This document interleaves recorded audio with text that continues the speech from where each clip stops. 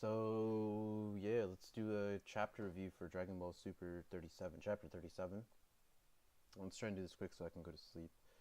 Um, so I guess everyone already knows what I'm about to say. It's terrible. Chapter was pretty awful, but it was. I don't think it was as awful as some of like the previous chapters that we got, like the last one where 17 like knocked out Gamisaras and Kitella thinking invisible. You know what I mean? I don't think it was. At least it wasn't as bad as the last chapter, but this was still overall a pretty garbage chapter in my opinion. Um, so as always, we'll do talk about what I thought it did well, um, what it kept, and the things that it did worse. So let's start off with the good. Let's start off with the positive stuff. The art for Frieza in this chapter I thought was surprisingly good. Actually, kind of reminded me of Dragon Ball Z, like in the manga. Not so much the eyes, but just the overall like body structure of Frieza, like the way he drew the muscles. And there's this one panel there where he drew like Frieza's his middle like sternum, that little like thing that looks it's like plastic plushie or something like that. That purple part.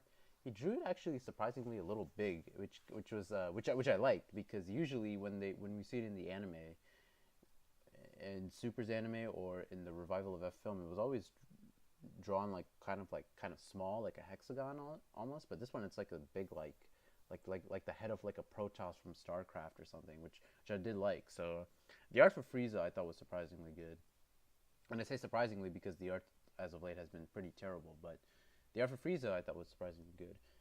Caulifla, and the other good thing that this chapter did was that it made Caulifla and Kale far more tolerable as characters.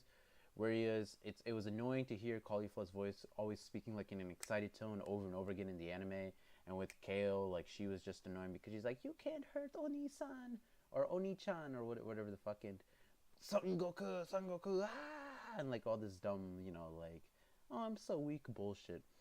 Um, this chapter really doesn't have any of that. And Kale's characterization is different. She's not like where she's like Hanada, like in the anime. Over here, she doesn't really have that. She still is supportive, a little meek when compared to Caulifla, but it's not like overly done. It's not like overly caricature and overly generic like how it was in the anime. So as characters, both of those they're far more tolerable in the manga. Those are the only two positive things that I have to say about this chapter. Um, Wholly positive things I have to say about this chapter. Uh, Unfortunately, this fucking chapter kept Kale's berserker form, and obviously this is stupid, retarded, bad writing for all the obvious reasons. Because the fact that there is a berserk Super Saiyan form because she got so mad is fucking dumb. A berserk Super Saiyan form that resembles Broly, yeah, get the fuck out of here. Um, but maybe there's a and really the part that makes it even all the more annoying was the fact that she became green, that her hair became green. But maybe in the manga it's not green, maybe it is just regular gold, slash blonde slash yellow, whatever color you want to say, though it technically is gold, but it should be gold at least. But yeah, they decided to keep that from I guess the original plot outline, the manga, the anime. I'm assuming, since the feature was shared with the anime, and obviously I'm not very happy about that because it's just fan service bullshit. Um, and now we can talk about like what it did worse than the anime for this arc, or at least within the confines of this particular chapter. Basically, the action overall was terrible. That's pretty much the whole gist of what I'm about to say. Um, because and most of it was really Caulifla versus Frieza. Well, like 90% of it really was. 95. Caulifla having to stop her momentum because Frieza summons a stone wall. That was whack. I just can't. I like that action in of itself. Like she turns Super Saiyan, she rushes Frieza. Frieza uses telekinesis to summon, which was it was nice to see telekinesis again. But again, I feel like this is kind of like a forced. Actually, in this case, I don't really feel it's that forced. Um, yeah. I'm not gonna say it's forced in this scenario slash situation, but Frieza summoning. So that was cool to see him use telekinesis again. But the fact that Caulifla had to like she was bracing for impact by hitting the stone wall. I just can't imagine in any of the Z fights, any like Goku versus Cell, Goku versus Frieza, like I can't imagine like any sort of fight in Z eliciting that sort of reaction from a fucking like boulder from the floor, you know. So that was whack. The action is whack in general. But the power scaling also, it's fucking like per par with Super. It just once again, it doesn't, for the upteenth time, it doesn't make sense. Because Frieza struggling with Super Saiyan Caulifla, it doesn't make any sense. So in Revival of F, base Goku was beating on him like nothing, right? Right? Base Goku was beating on Frieza in the form that he's fighting Caulifla at the moment, which is his fourth form. Base Goku was beating on him like it was nothing, right? In Revival of F, Goku and Frieza have gotten stronger since then in whatever form, right? The base of Caulifla, right, is much weaker than base Goku because of this, right? The base Caulifla is already getting shit on by regular by what's her name her name what's his name fourth form Frieza, right? So if base Caulifla is getting beat on by fourth form Frieza, that would mean that base Goku from a Revival of F is stronger than Caulifla. And granted, that shouldn't make sense when Kaba said he and Vegeta were similar in base back in the Universe 6 arc. Now, obviously, that also doesn't make sense because Vegeta was completely fucking owning the shit out of Kaba already. He like, even in the anime, he almost beat him with one kick to the fucking stomach, and then Kaba was like, catch my breath and shit, because I'm such a pussy. And then they did like the whole Gallic gun thing. It was better in the manga from what I remember, like showing like the gap in power was still clearly in Vegeta's favor, but it was a lot more closer than how it was in the anime, right? So, but anyway, the point is this doesn't make sense because if Kaba said he and Vegeta were similar in base, and then he said, right, and then he said that Caulifla was stronger than him, then Caulifla should not be struggling with fourth form Frieza right now. She shouldn't be.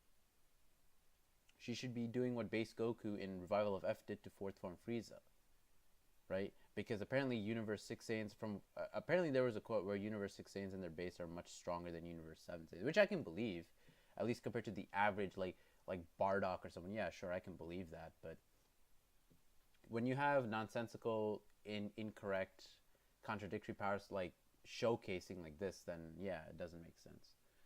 Toyotaro really likes to abuse the 3-panel reaction of the face of a character, which is something that I've talked about in previous videos. And if you guys don't know what I'm talking about, in the original manga, when Goku defeats Frieza and Namek, when he goes like, you dumbass, or you fool, or whatever it is, and then he blasts him basically to hell. Doesn't kill him, but blasts him to hell.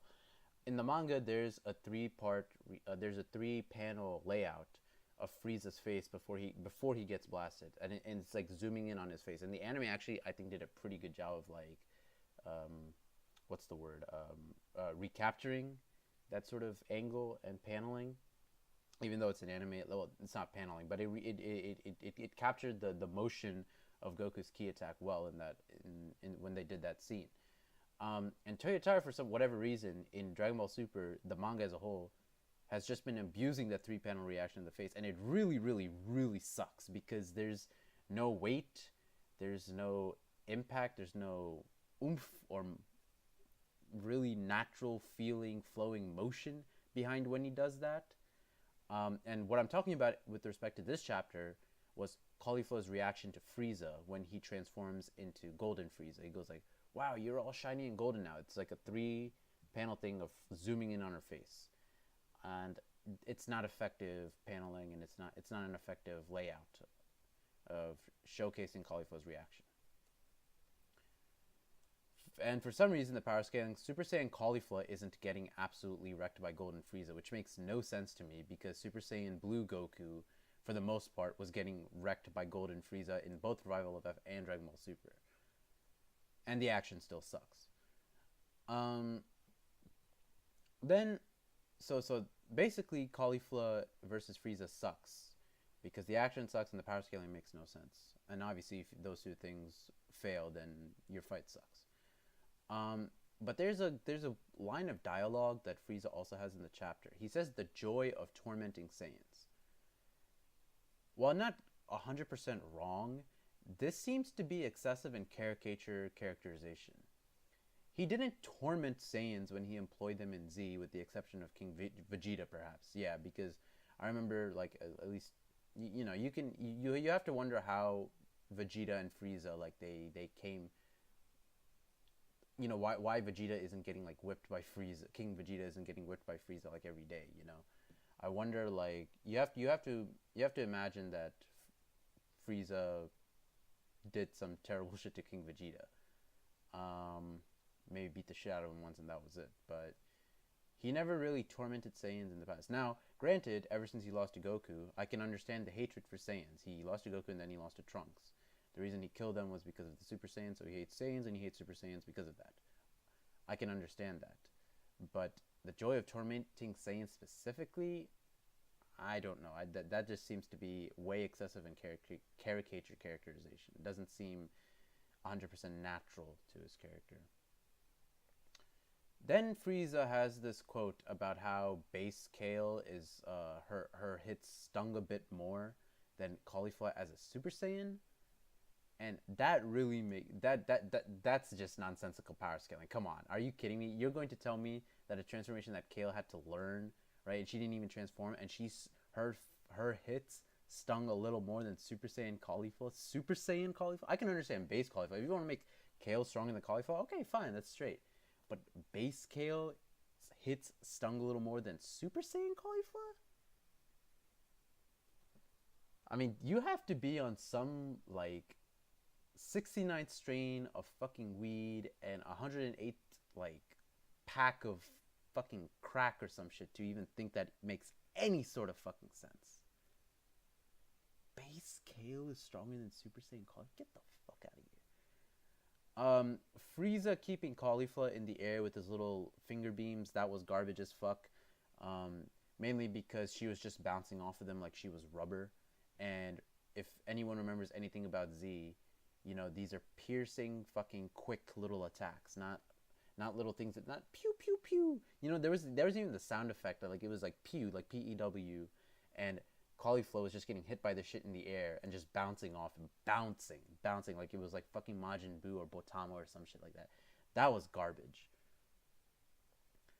And then, so yeah, that was bad. And then Kale's motivation for snapping when she transforms into her Berserk's form is so bad. It's so bad. She goes Berserk because Sis's so-called alpha female status is destroyed.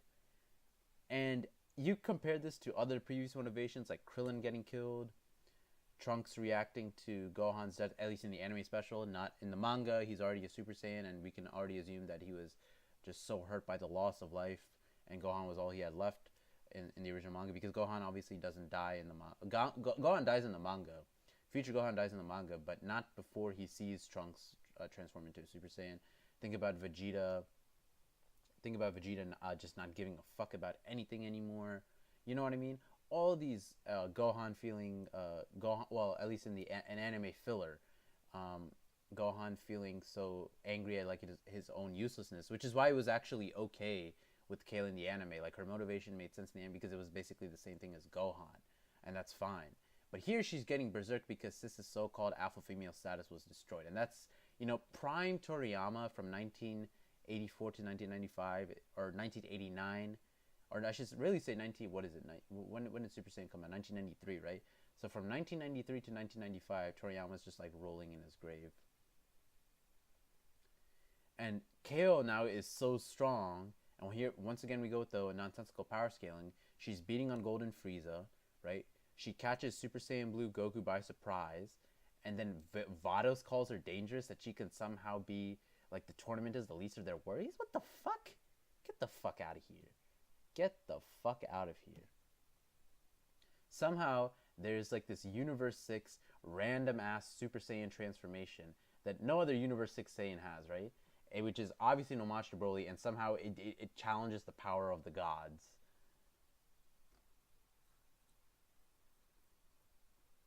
So, per par, fuck Dragon Ball Super. This shit makes no sense. It's a stain on the legacy of a series that didn't deserve to be shitted on because of its horrible ass English dub, but now it is. With Super, yeah. Anyway, I don't know. I was just, there's nothing left to be said anymore, honestly, at this point. I just review the shit, but you guys, at least for those who've been watching my shit for a while, you already know. You are thoroughly and 100% convinced that Super is garbage. And I know that for a fact. So you already know what, like, this is just more proof. This is just more proof. Like, it's like you go into a library, right? And then you pick out like a book or an encyclopedia. Why Dragon Ball Super is shit. This chapter would be, like, all those reasons I listed would be in that fucking book. And yeah, that's all I gotta say. Fuck Dragon Ball Super. Yeah. Thank you guys for watching.